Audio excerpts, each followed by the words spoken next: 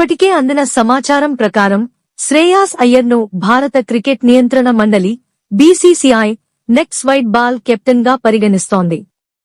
ఇది క్రికెట్ అభిమానులందరికీ హర్షకరమైన వార్తే. Please share and subscribe for more updates.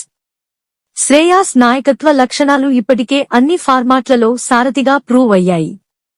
అతను ఐపీఎల్ లో కోల్కతా నైట్ రైడర్స్ జట్టుకు విజయవంతంగా నాయకత్వం వహించడమే కాకుండా మిడిలార్డర్ లో స్థిరతను చూపించి ఎంతో మంది విశ్వాసాన్ని గెలుచుకున్నాడు.